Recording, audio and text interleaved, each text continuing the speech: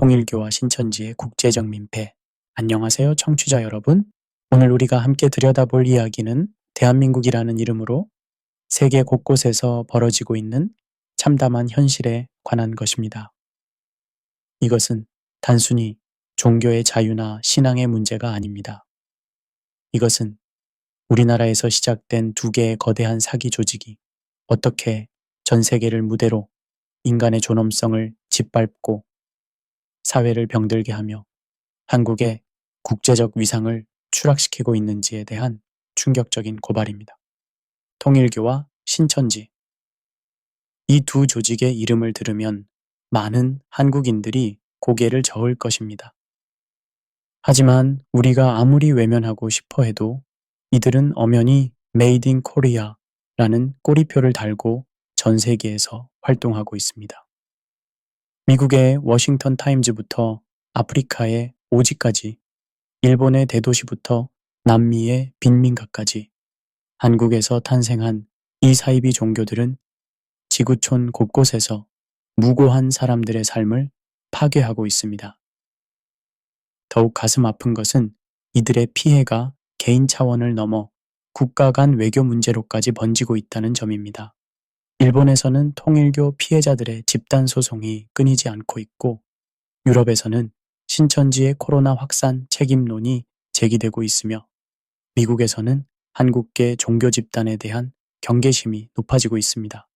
우리가 원하든 원하지 않든 한국은 사이비 종교 수출국이라는 오명을 뒤집어쓰고 있는 것입니다. 종교학자 하비 콕스는 일찍이 20세기를 신화의 시대라고 불렀습니다. 과학과 이성의 시대에도 불구하고 인간은 여전히 신비와 초월에 목말라하며 바로 이런 갈증을 악용하는 집단들이 등장한다는 것입니다.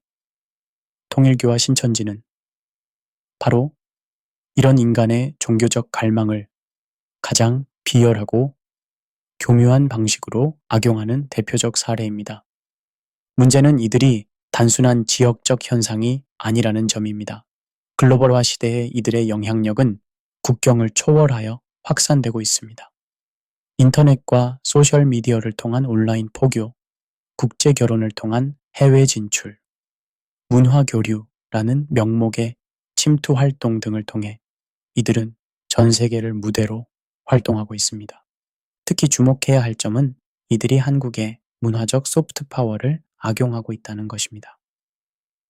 K-팝, K-드라마, 한류 열풍으로 한국에 대한 관심이 높아진 틈을 타서 진정한 한국 문화, 나 한국의 전통 종교라는 식으로 포장하여 접근하고 있습니다.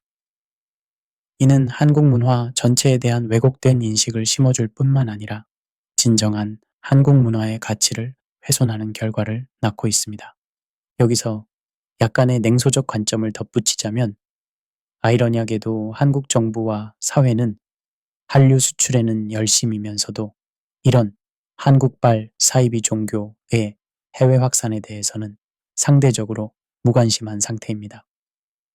문화체육관광부는 K 콘텐츠 해외 진출을 위해 수백억 원의 예산을 투입하면서도 한국의 이미지를 실추시키는 사이비 종교 문제에는 소극적인 대응만 보이고 있습니다. 이런 상황은 궁극적으로 한국의 소프트 파워와 국제적 신뢰도에 심각한 타격을 주고 있습니다. 우리가 아무리 K-문화의 우수성을 자랑해도 동시에 한국은 사이비 종교가 많은 나라라는 인식이 확산되면 그 모든 노력이 물거품이 될 수 있습니다. 오늘 우리가 함께 살펴볼 내용은 바로 이런 심각한 현실에 대한 종합적 분석입니다. 통일교와 신천지가 어떻게 탄생했고 어떤 방식으로 해외에 확산되었으며 각국에서 어떤 피해를 입히고 있는지, 그리고 국제사회가 어떻게 대응하고 있는지를 차례대로 들여다보겠습니다. 또한 이 문제를 근본적으로 해결하기 위해 우리가 무엇을 해야 하는지에 대해서도 함께 고민해 보겠습니다. 이는 단순히 종교 문제가 아닙니다. 이는 인권 문제이고 외교 문제이며 궁극적으로는 우리 모두의 양심과 책임감이 걸린 문제입니다. 지금 이 순간에도 세계 어딘가에서 한국발 사입이 종교의 피해자가 되고 있는 무고한 사람들을 위해, 그리고 한국의 진정한 명예를 지키기 위해 우리는 이 불편한 진실과 마주해야 합니다. 제1장 두 괴물의 탄생, 통일교와 신천지의 기원과 실체. 1954년 서울 용산구 북학동의 허름한 건물에서 한 남자가 세계 기독교 통일 신령협회라는 간판을 걸었습니다. 그의 이름은 문선명, 당시 나이 34세였습니다. 같은 시기 경상북도 청도의 한 농가에서는 이만희라는 청년이 종교적 각성을 경험하고 있었습니다. 이 두 사람이 훗날 전 세계를 무대로 거대한 사기 제국을 건설할 줄은 아무도 몰랐습니다. 문선명의 통일교는 처음부터 국제적 야심을 드러냈습니다. 세계 통일이라는 거창한 이름 자체가 그들의 글로벌 계획을 암시했죠. 초기 교리는 기독교를 바탕으로 하되 문선명 자신을 인류의 참부모라고 주장하는 것이었습니다. 예수 그리스도가 완성하지 못한 구원 사업을 자신이 완성한다는 전형적인 메시아 컴플렉스의 발현이었습니다. 반면 신천지는 좀 더 늦은 1984년에 시작되었습니다. 이만희는 박태선의 전도관과 유재열의 장막 성전을 거치며 이당 요리의 정수를 학습한 후 자신만의 왕국을 건설했습니다. 신천지의 핵심 교리는 이만희를 요한계시록에 예언된 약속의 목자로 신격화하는 것이었습니다. 오직 14만 4천 명만 구원받을 수 있으며 그 자리는 신천지 신도들이 독점한다는 배타적 구원론이 특징이었습니다. 두 조직의 공통점은 창시자의 절대적 신격화와 기성 종교에 대한 전면 부정이었습니다. 하지만 접근 방식에는 차이가 있었습니다. 통일교는 처음부터 통일이라는 정치적 메시지를 전면에 내세우며 보수 정치인들과의 연대를 추구했습니다. 반면 신천지는 철저한 위장과 침투 전략을 택했습니다. 자신들의 정체를 숨기고 기존 교회에 침투하여 신도들을 빼내는 방식을 체계화했죠. 여기서 약간의 냉소적 관점을 덧붙이자면 두 조직 모두 한국 사회의 분단 트라우마와 급속한 산업화 과정에서 생긴 정신적 공허감을 절묘하게 악용했습니다. 통일교는 분단된 조국의 통일이라는 민족적 염원을, 신천지는 기존 종교에 대한 불만과 특별함에 대한 욕구를 각각 종교적 언어로 포장하여 이용했습니다. 이는 사회적 혼란기에 등장하는 신종교의 전형적 패턴이기도 합니다. 통일교의 국제 진출은 1950년대 후반부터 본격화되었습니다. 1959년 김영운이 미국에 파견되어 샌프란시스코의 첫 번째 해외 교회를 설립했습니다. 1960년대에는 일본, 1970년대에는 유럽으로 확산되었습니다. 특히 1972년 문선명이 미국으로 이주한 후부터는 미국을 거점으로 한 글로벌 확산이 가속화되었습니다. 신천지의 해외 진출은 상대적으로 늦었지만 2000년대 들어 체계적으로 시작되었습니다. 중국, 동남아시아, 미국, 유럽 등으로 확산되었고 특히 한류 열풍을 타고 한국 문화에 관심이 높은 지역을 중심으로 침투했습니다. 이들은 한국의 전통 문화, 교육이나 진정한 성경 공부 같은 명목으로 접근하여 정체를 숨기고 포교 활동을 벌였습니다. 두 조직의 해외 확산 과정에서 주목할 점은 현지 적응 전략의 정교함입니다. 통일교는 각 나라의 정치적, 문화적 상황에 맞춰 교리를 재포장했습니다. 미국에서는 반공주의를, 일본에서는 한일 화해를, 아프리카에서는 경제 개발을 각각 강조하며 접근했습니다. 신천지 역시 각 지역의 종교적 특성에 맞춰 포교 전략을 달리했습니다. 종교사회학자들은 이런 현상을 종교의 토착화라고 부릅니다. 하지만 통일교와 신천지의 경우는 진정한 토착화가 아니라 기만적 위장에 가깝습니다. 겉으로는 현지 문화에 적응하는 것처럼 보이지만 실제로는 한국의 창시자에 대한 절대적 충성과 헌금 상납이라는 핵심 구조는 변하지 않습니다.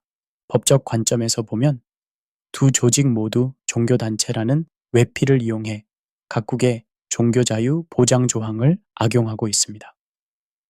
종교의 자유는 민주주의의 핵심 가치 중 하나이지만 이를 사기와 착취의 면죄부로 사용하는 것은 법의 정신을 왜곡하는 것입니다.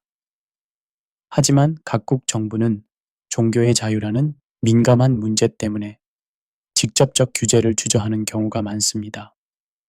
현재 통일교는 전 세계 194개국에 진출해 있다고 주장하고 있으며 신천지 역시 아시아, 유럽, 아메리카, 아프리카 등 전 대륙에 지부를 두고 있습니다.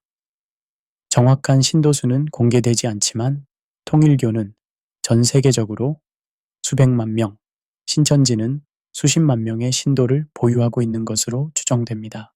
이들의 경제적 규모도 무시할 수 없습니다. 통일교 계열 기업들의 연간 매출은 수조 원대로 추정되며 신천지 역시 수천억 원 규모의 자산을 운용하고 있습니다. 이런 막대한 자금이 해외 확산의 원동력이 되고 있습니다. 하지만 가장 심각한 문제는 이들이 단순한 종교 집단이 아니라 체계적인 사기 조직이라는 점입니다.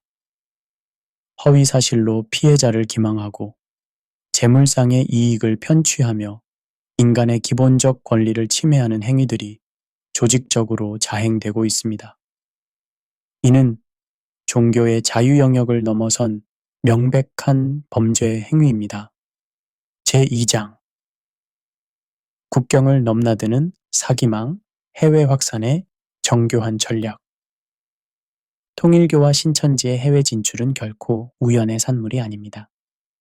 이들은 마치 다국적 기업의 해외 시장 진출 전략처럼 체계적이고 치밀한 계획에 따라 전 세계로 확산되어 왔습니다. 이들의 글로벌 전략을 들여다보면 현대 마케팅 이론과 문화인류학적 지식을 종합한 정교한 침투 매뉴얼이 존재함을 알 수 있습니다. 통일교의 해외 확산 전략은 크게 세 단계로 나뉩니다. 1단계는 거점 확보입니다. 각 대륙의 주요 도시에 거점을 마련하고 현지 신도들을 양성합니다. 2단계는 네트워크 구축입니다. 정치인, 학자, 언론인, 종교인 등 각 분야의 영향력 있는 인사들과 관계를 맺습니다. 3단계는 사업 확장입니다. 언론사, 교육기관, 문화단체 등을 설립하여 사회적 영향력을 확대합니다. 이런 전략의 대표적 사례가 미국에서의 활동입니다. 통일교는 1982년 워싱턴 타임즈라는 일간지를 창간했습니다. 표면적으로는 보수 성향의 일반 신문이지만 실제로는 통일교의 이념을 대변하는 선전 매체 역할을 했습니다.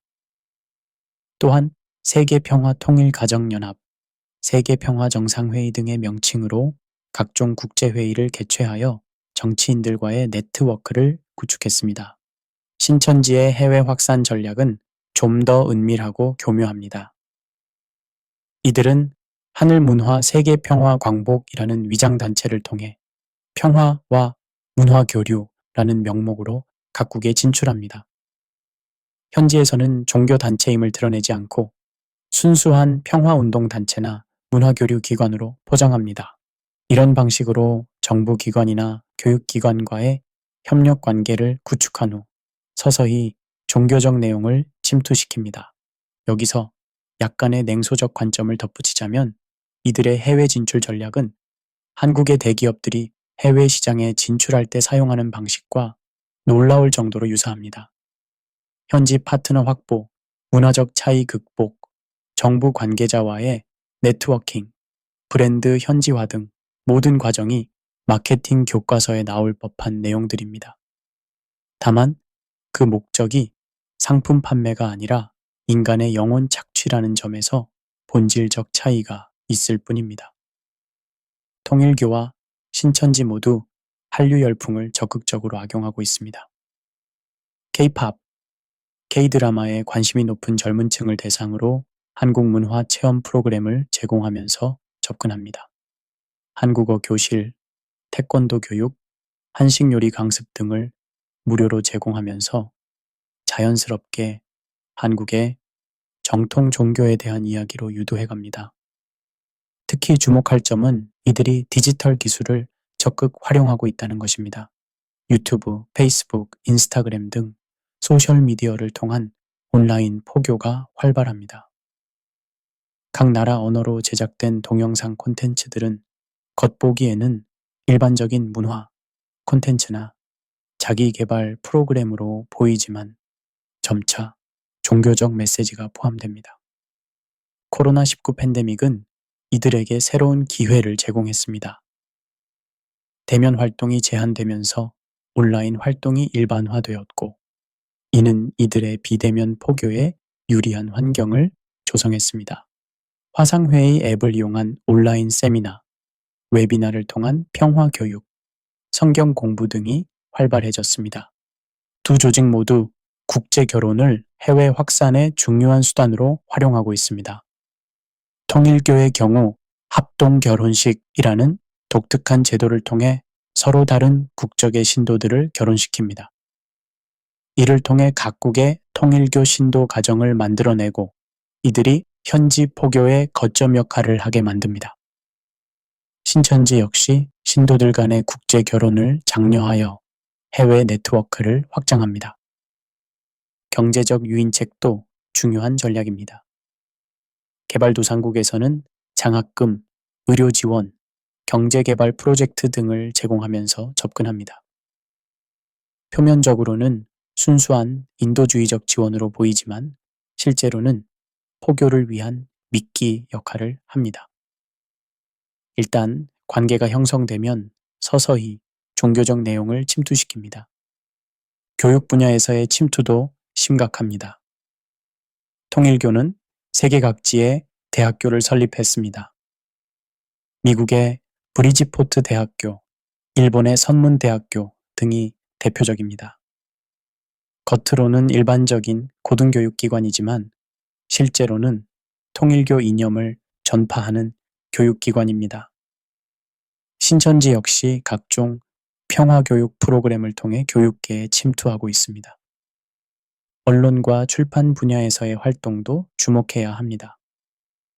통일교는 워싱턴 타임즈 외에도 세계 각국의 다양한 언론 매체를 소유하고 있습니다. 이들 매체는 일반적인 뉴스를 다루면서도 은밀하게 통일교의 이념을 전파합니다. 신천지 역시 각종 출판물과 온라인 매체를 통해 자신들의 메시지를 확산시킵니다.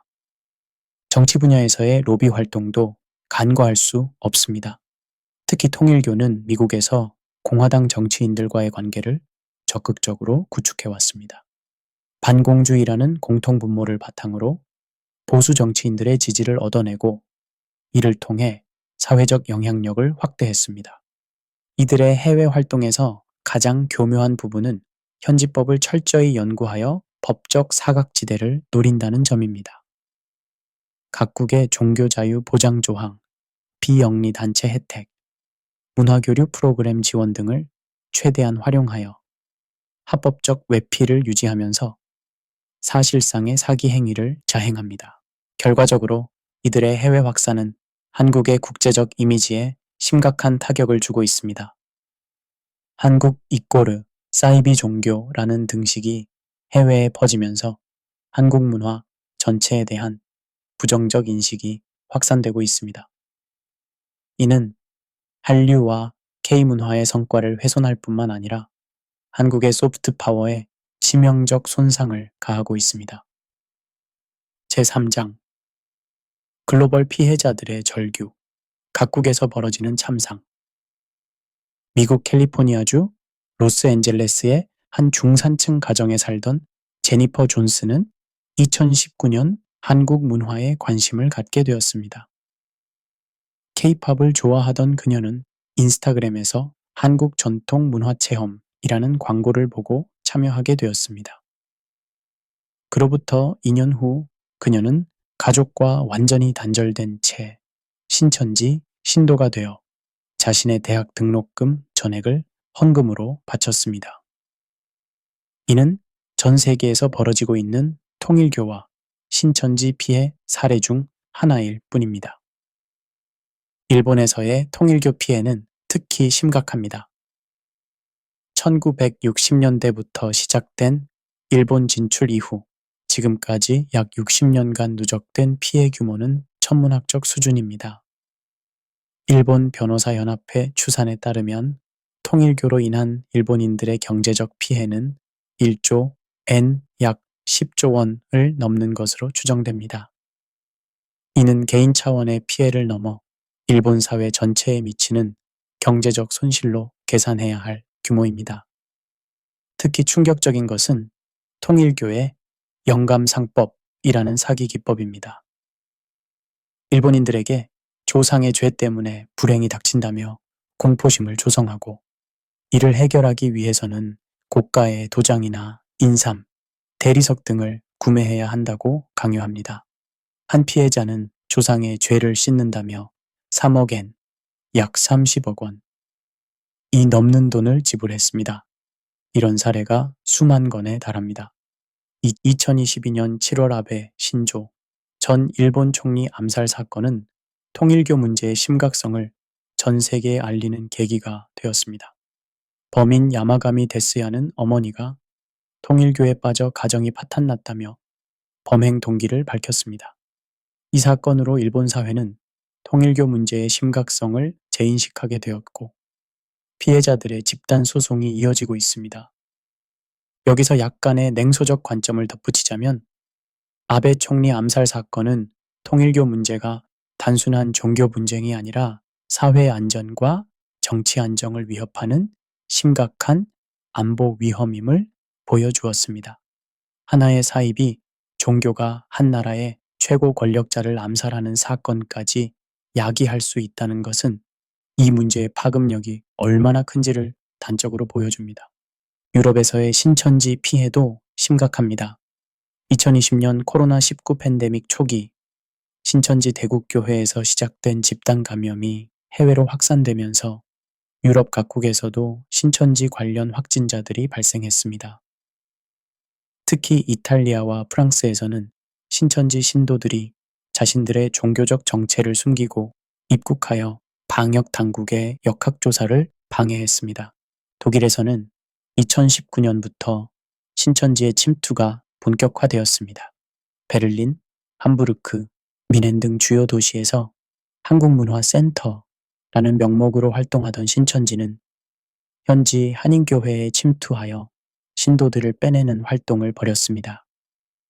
독일 연방정보청은 신천지를 사회적으로 위험한 집단으로 분류하고 감시 대상에 포함시켰습니다. 프랑스에서는 신천지가 세속적 평화단체로 위장하여 활동하다가 발각되었습니다. 프랑스 정부의 종파 감시 기구인 종파적 일탈에 대한 감시 및 대응 범정부 기구는 신천지를 파괴적 컬트로 분류하고 경고를 발령했습니다. 특히 파리 지역에서 젊은 프랑스인들이 한국어 수업을 받다가 신천지에 포섭되는 사례가 급증하면서 사회 문제가 되었습니다. 아프리카에서의 통일교 활동도 논란이 많습니다. 가나, 코트디부아르, 케냐 등에서 경제개발 지원이라는 명목으로 진출한 통일교는 현지인들에게 무상교육과 의료 서비스를 제공하면서 포교 활동을 벌였습니다. 하지만 실제로는 현지 젊은이들을 한국으로 데려와 통일교 신도로 개종시키고 다시 현지로 돌려보내 포교 활동을 시키는 구조였습니다. 남미에서도 피해 사례가 속출하고 있습니다. 브라질에서는 통일교가 운영하는 뉴호프 농장에서 한국인과 브라질인 신도들이 강제 노동에 시달리고 있다는 증언이 나왔습니다. 아르헨티나에서는 신천지가 아시아 문화교류라는 명목으로 현지 대학교와 협력 관계를 맺었다가 학생들을 대상으로 한 포교 활동이 발각되어 계약이 취소되었습니다. 동남아시아에서의 피해는 특히 심각합니다. 필리핀에서는 통일교가 현지 정치인들과 유착하여 대규모 토지를 확보한 후 이곳에서 집단 생활을 하는 신도들이 외부와 차단된 차에 강제 노동에 시달리고 있다는 보고가 있습니다. 태국에서는 신천지가 요가 센터나 명상 센터로 위장하여 현지인들을 포섭하고 있습니다. 중국에서는 두 조직 모두 불법 종교 활동으로 단속을 받고 있습니다.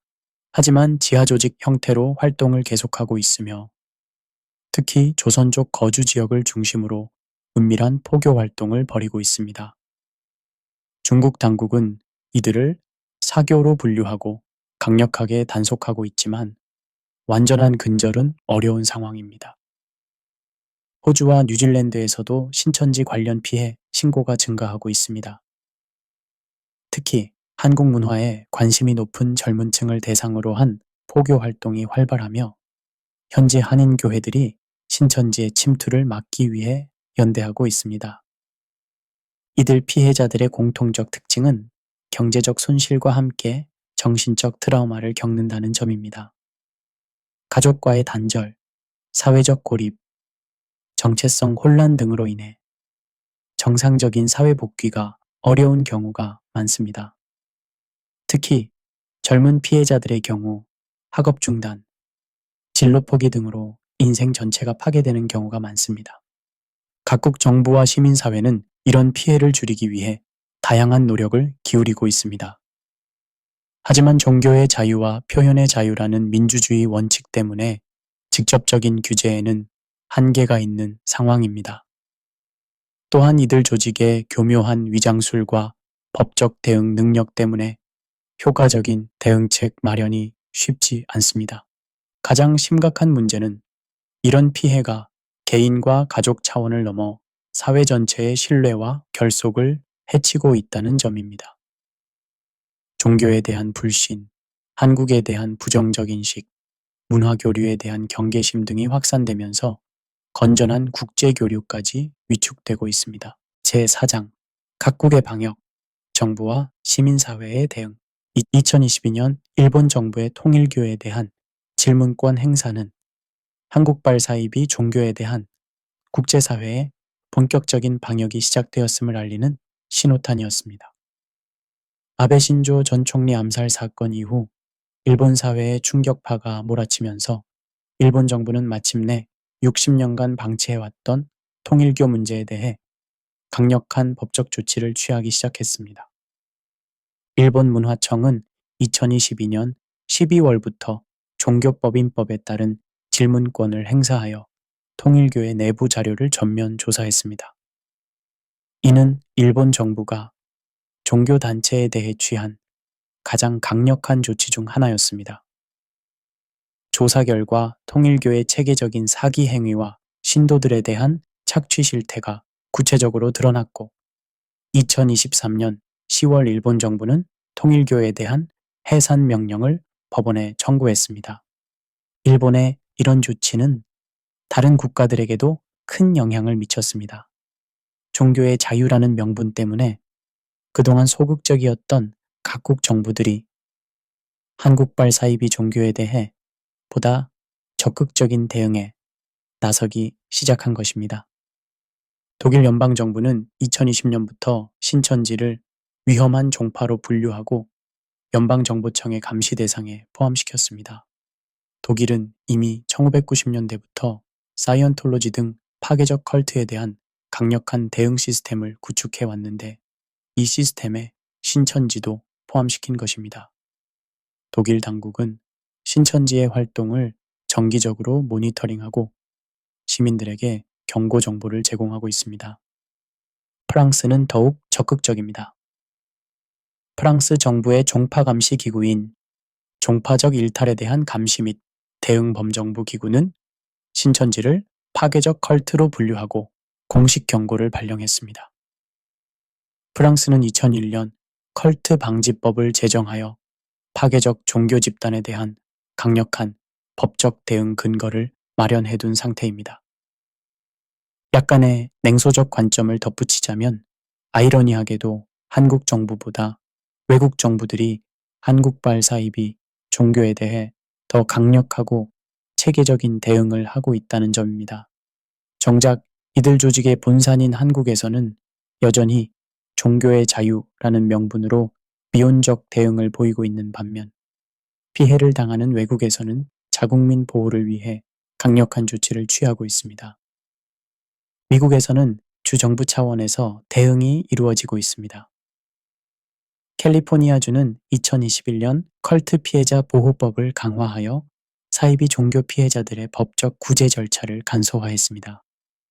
뉴욕주에서는 통일교 관련 시설에 대한 세무조사를 강화하여 종교단체 세금 면제 혜택을 재검토하고 있습니다.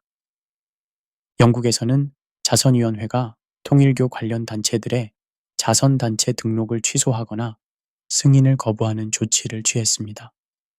영국은 자선단체에 대한 엄격한 감시 시스템을 운영하고 있어 사이비 종교들이 자선단체로 위장하여 세금 혜택을 받는 것을 차단하고 있습니다. 호주 정부는 2020년 코로나19 팬데믹 당시 신천지 관련 입국자들에 대한 특별 검역 조치를 실시했습니다. 또한 호주 종교자유위원회는 신천지의 활동을 지속적으로 모니터링하고 있으며 피해 신고 접수 창구를 운영하고 있습니다. 시민사회의 대응도 주목할 만합니다. 일본에서는 전국 통일교 피해자 가족회가 40년 넘게 활동하면서 피해자 구제와 예방 활동을 벌이고 있습니다.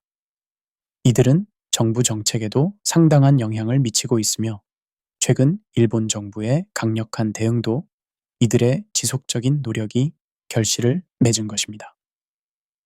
유럽에서는 컬트 감시 네트워크라는 시민단체들의 연합체가 활동하고 있습니다.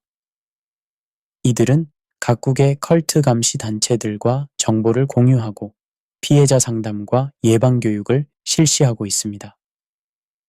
신천지와 통일교 관련 정보도 이들 네트워크를 통해 유럽 전역에 공유되고 있습니다. 학계의 대응도 활발합니다. 일본의 종교학자들은 통일교 문제 연구회를 결성하여 학술적 관점에서 통일교 문제를 분석하고 있습니다. 미국에서는 컬트 연구 전문가들이 한국기원 신종교 연구 프로젝트를 진행하여 통일교와 신천지의 해외 확산 패턴을 분석하고 있습니다. 언론의 역할도 중요합니다. 일본의 NHK는 통일교 문제에 대한 심층 다큐멘터리를 제작하여 방영했고 BBC는 신천지의 코로나 확산 책임에 대한 조사 보도를 했습니다.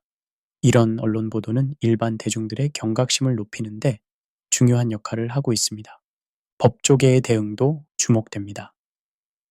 일본에서는 통일교 피해자들을 위한 변호사 모임이 결성되어 집단 소송을 주도하고 있습니다. 미국에서는 종교사기 전문 변호사들이 통일교 피해자들을 위한 무료 법률 상담을 제공하고 있습니다. 국제기구 차원의 대응도 시작되고 있습니다. 유엔 종교자유 특별보고관은 2022년 보고서에서 파괴적 종교 집단의 해외 확산 문제를 언급하면서 각국 정부의 적극적 대응을 촉구했습니다. 유럽의회에서도 컬트 문제에 대한 정책 토론이 활발해지고 있습니다. 하지만 이런 대응에도 불구하고 여전히 한계가 많습니다. 종교의 자유와 표현의 자유라는 민주주의 원칙 때문에 직접적이고 강력한 규제는 어려운 상황입니다. 또한 이들 조직의 교묘한 위장술과 변신 능력 때문에 규제를 피해 나가는 경우가 많습니다. 무엇보다 중요한 것은 국제적 공조체계의 구축입니다. 한 나라만의 노력으로는 국경을 넘나드는 이들 조직을 효과적으로 통제하기 어렵습니다. 정보 공유, 공동 대응, 피해자 보호 등에서 국제적 협력이 절실한 상황입니다. 제5장 한국의 책임과 이미지 실추, 수출하지 말아야 할 것들. 한국에서 온 종교단체라고 하던데 정말 믿을 만한가요? 2022년 독일 베를린의 한 대학교에서 신천지가 한국 문화 강좌라는 명목으로 접근했을 때 한 독일 대학생이 한국 유학생에게 던진 질문입니다. 이 질문 속에는 한국에 대한 불안과 의혹이 담겨 있었습니다. K-팝과 K-드라마로 한국에 호감을 갖게 된 젊은이들이 동시에 한국 이꼬르 사이비 종교라는 부정적 이미지 때문에 혼란스러워하고 있는 현실의 단면입니다. 한국은 지난 반세기 동안 한강의 기적이라 불리는 압축 성장을 이루어냈습니다. 경제 대국으로 발돋움했고 민주주의를 정착시켰으며 최근에는 문화 강국으로까지 인정받고 있습니다. K-팝, K-드라마, K-뷰티, K-푸드 등 한류는 전 세계를 휩쓸며 한국의 소프트 파워를 크게 높였습니다. 하지만 동시에 우리가 원하지 않는 수출품도 전 세계로 퍼져나가고 있습니다. 바로 통일교와 신천지 같은 사이비 종교들입니다. 국제관계학에서 말하는 소프트 파워는 군사력이나 경제력 같은 하드 파워와 달리 문화와 가치관, 정책의 매력을 통해 다른 나라에 영향을 미치는 힘을 의미합니다. 하버드대 조지프 나이 교수가 처음 제시한 이 개념에 따르면 소프트 파워는 끌어당기는 힘입니다. 한류는 바로 이런 끌어당기는 힘의 대표적 사례였습니다. 하지만 통일교와 신천지는 정반대의 효과를 만들어내고 있습니다. 밀어내는 힘이 되어 한국의 국제적 이미지를 훼손하고 있는 것입니다. 여기서 약간의 냉소적 관점을 덧붙이자면 한국 정부는 한류 진흥을 위해 연간 수천억 원의 예산을 투입하면서도 한국의 이미지를 실추시키는 사이비 종교 문제에는 상대적으로 소홀한 대응을 보이고 있습니다. 문화체육관광부가 K 콘텐츠의 해외 진출을 위해 노력하는 동안 같은 정부 내에서 통일교와 신천지는 K컬트라는 오명을 달고 전 세계로 퍼져나가고 있습니다. 한국의 국제적 이미지 실추는 구체적인 사례들을 통해 확인할 수 있습니다. 2022년 미국 갤럽 여론조사에 따르면 통일교 문제가 부각된 이후 미국인들의 한국에 대한 호감도가 5%포인트 하락했습니다. 특히 한국의 종교나 사상은 믿을 만하다는 질문에 대한 긍정 응답률이 크게 떨어졌습니다. 유럽에서는 더욱 심각합니다. 2023년 유로바로미터 조사에 따르면 유럽인들이 한국에 대해 갖는 부정적 이미지 중 사이비 종교가 3위를 차지했습니다. 1위는 분단국가, 2위는 높은 자살률이었는데 사이비 종교가 이런 구조적 문제들과 함께 한국의 대표적 부정적 이미지로 인식되고 있다는 것은 충격적입니다. 일본에서의 상황은 더욱 심각합니다. 2022년 아베 총리 암살 사건 이후 일본 언론들은 연일 통일교 문제를 다루면서 한국 기원의 사이비 종교라는 표현을 반복적으로 사용했습니다. 이로 인해 한일 관계 개선 노력에도 불구하고 일본 국민들의 한국에 대한 감정이 다시 악화되는 조짐을 보이고 있습니다. 학계에서도 이 문제를 심각하게 받아들이고 있습니다. 서울대 국제대학원의 한 연구에 따르면 통일교와 신천지로 인한 한국의 국가 브랜드 가치 손실이 연간 약 2조 원에 달하는 것으로 추산됩니다. 이는 정부가 한류 진흥을 위해 투입하는 예산의 약 10배에 해당하는 규모입니다. 즉, 한류로 쌓아올린 국가 이미지를 사이비 종교가 더 빠른 속도로 무너뜨리고 있는 셈입니다. 경제적 파급 효과도 무시할 수 없습니다. 한국관광공사 자료에 따르면 2022년 이후 일부 국가에서 종교 관련 우려 때문에 한국 여행을 기피하는 사례가 증가하고 있습니다. 특히 서구 기독교 국가들에서 한국을 사이비 종교의 나라로 인식하는 경향이 강해지면서 종교적 이유로 한국 방문을 꺼리는 관광객들이 늘고 있습니다. 문화 교류에도 부정적 영향을 미치고 있습니다. 2023년 독일의 한 대학교는 신천지의 침투 우려 때문에 한국 학과와의 교류 프로그램을 중단했습니다. 프랑스에서는 한국문화원이 주최하는 행사에 대해 종교적 목적이 숨어 있는 것은 아닌지, 의심하는 시선이 늘어나고 있습니다. 한국 기업들의 해외 진출에도 악영향을 미치고 있습니다. 일부 다국적 기업들은 한국 기업과의 파트너십을 검토할 때 종교적 배경을 확인하는 절차를 추가하기 시작했습니다. 이는 한국 기업들에게는 추가적인 부담이자 불이익입니다. 국제기구에서의 한국의 위상에도 영향을 미치고 있습니다. 유엔 종교자유 특별보고관은 2023년 보고서에서 일부 국가에서 기원한 파괴적 종교 집단의 국제적 확산을 우려하면서 한국을 간접적으로 지목했습니다. 이는 한국이 종교 자유를 수호하는 모범 국가가 아니라 문제를 수출하는 국가로 인식될 위험을 보여줍니다. 외교적 관계에도 미묘한 영향을 미치고 있습니다.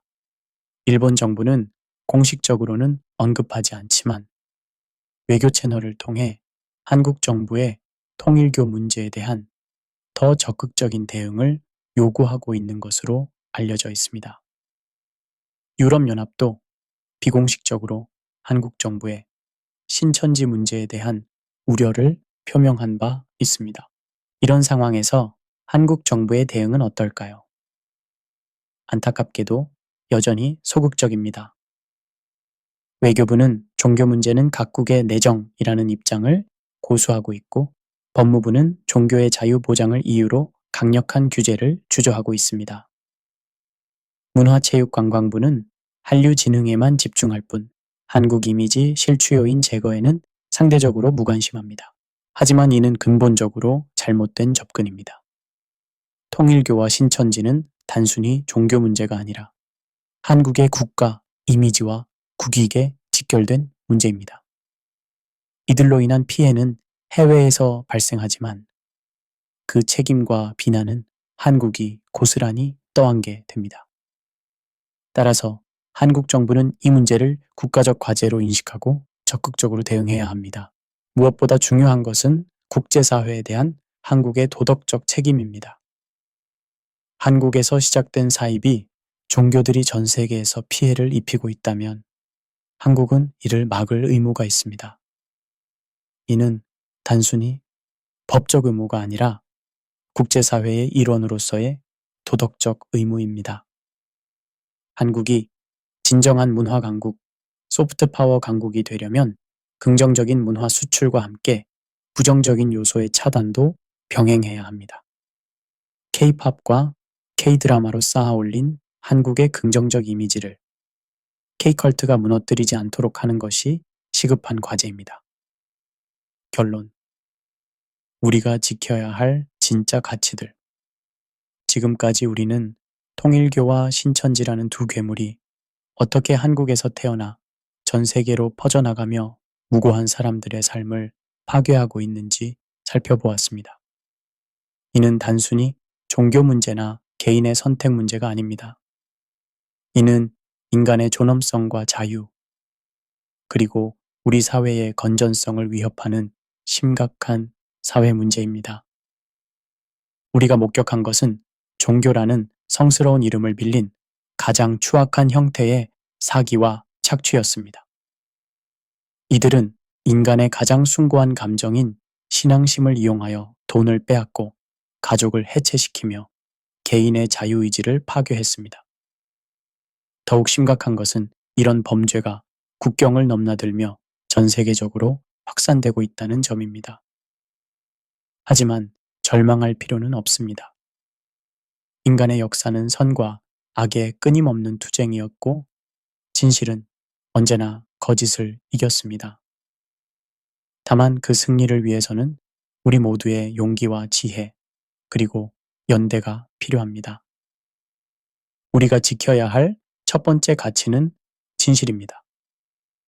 아무리 종교적 포장을 했다 하더라도 거짓은 거짓입니다. 이만희가 하나님이 아니듯이 문선명이 메시아가 아니듯이 우리는 명확한 기준을 가지고 진실과 거짓을 구별해야 합니다. 관용이라는 이름으로 거짓을 용납하는 것은 진정한 관용이 아닙니다. 두 번째 가치는 인간의 존엄성입니다. 어떤 종교나 사상도 개인의 기본적 인권을 침해할 수는 없습니다. 신앙의 자유는 보장되어야 하지만 그것이 타인의 자유를 침해하는 수단이 되어서는 안 됩니다. 통일교와 신천지가 자행하는 인권 침해는 어떤 명분으로도 정당화될 수 없습니다. 세 번째 가치는 가족과 공동체입니다. 진정한 종교는 가족을 화목하게 하고 공동체를 결속시킵니다. 하지만 사이비 종교는 가족을 해체시키고 사회를 분열시킵니다. 우리는 건전한 가족 문화와 공동체 정신을 회복함으로써 사이비 종교의 침투를 막을 수 있습니다. 네 번째 가치는 국제적 책임감입니다. 한국에서 시작된 문제가 전 세계에 피해를 주고 있다면 한국이 그 해결에 앞장서야 합니다. 이는 단순히 국가 이미지를 보호하는 차원을 넘어서 인류 공동체의 일원으로서의 도덕적 의무입니다. 여기서 약간의 냉소적 관점을 덧붙이자면 우리 사회가 정말로 성숙한 민주사회라면 이런 문제들을 훨씬 일찍 해결했어야 했습니다. 하지만 정치적 이해관계, 종교계의 반발, 시민들의 무관심 등이 복합적으로 작용하여 문제를 키워왔습니다. 이제라도 늦지 않았으니 우리 모두가 나서서 이 문제를 해결해야 합니다. 통일교와 신천지 문제의 해결은 단순히 이 두 조직을 없애는 것으로 끝나지 않습니다. 더 중요한 것은 이런 조직이 생겨날 수 있는 사회적 토양을 개선하는 것입니다. 경제적 불평등, 사회적 고립감, 정신적 공허감 등 현대인들이 갖고 있는 내적 취약성을 해결해야 합니다. 또한 종교에 대한 건전한 이해를 확산시켜야 합니다. 진정한 종교는 사람을 자유롭게 하고 사랑을 가르치며 평화를 추구합니다. 하지만 거짓 종교는 사람을 억압하고 증오를 조장하며 분열을 야기합니다. 우리는 이런 차이를 명확히 인식하고 다음 세대에게 전해주어야 합니다. 교육의 역할도 중요합니다. 비판적 사고력, 합리적 판단력, 건전한 종교관 등을 기르는 교육을 통해 사이비 종교의 유혹에 넘어가지 않는 시민을 양성해야 합니다. 이는 단순한 지식 전달을 넘어서 인격 형성과 가치관 교육을 포함해야 합니다. 언론과 시민사회의 역할도 강화되어야 합니다. 지속적인 감시와 비판을 통해 사이비 종교의 활동을 견제하고 피해자들의 목소리를 대변해야 합니다. 또한 정확한 정보 제공을 통해 시민들의 경각심을 높여야 합니다. 정부의 역할은 더욱 중요합니다. 종교의 자유를 보장하면서도 사기와 착취는 엄중히 처벌하는 균형 잡힌 정책을 펴야 합니다. 또한 국제사회와 협력하여 초국경 종교 사기에 대응하는 체계를 구축해야 합니다. 하지만 무엇보다 중요한 것은 우리 개인 한 사람 한 사람의 각성과 실천입니다. 사이비 종교 문제를 남의 일이 아닌 우리 모두의 일로 인식하고 적극적으로 예방하고 대응해야 합니다. 작은 관심과 실천이 모여서 큰 변화를 만들어낼 수 있습니다. 이 모든 노력의 궁극적 목표는 모든 사람이 존엄한 인간으로 대우받으며 진정한 자유와 평화를 누릴 수 있는 세상을 만드는 것입니다. 통일교와 신천지 같은 사이비, 종교는 이런 가치들을 정면으로 부정하는 악의 세력입니다. 우리는 이들과의 싸움에서 반드시 승리해야 합니다. 성경 요한복음 8장 32절은 이렇게 말씀하고 있습니다. 진리를 알지니 진리가 너희를 자유롭게 하리라. 진리는 언제나 거짓을 이기고 자유는 언제나 억압을 이깁니다. 우리가 진리 편에 서서 끝까지 싸운다면 반드시 승리할 수 있을 것입니다. 통일교와 신천지의 국제적 민폐를 끝내는 것은 우리 세대가 해결해야 할 중요한 과제입니다. 이 문제를 해결함으로써 우리는 진정한 자유와 평화, 그리고 인간의 존엄성이 보장되는 더 나은 세상을 다음 세대에게 물려줄 수 있을 것입니다. 이 어려운 주제에 대해 함께 고민해 주신 모든 청취자 여러분께 진심으로 감사드립니다.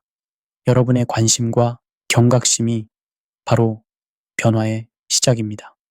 더 많은 사회 문제에 대한 깊이 있는 분석과 해결책을 원하신다면 저희 유튜브 채널을 구독해 주시기 바랍니다. 구독과 좋아요 그리고 여러분의 적극적인 참여가 더 나은 사회를 만드는 원동력이 됩니다. 함께 진실을 추구하고 정의를 실현하며 사랑이 넘치는 세상을 만들어 갑시다. 감사합니다.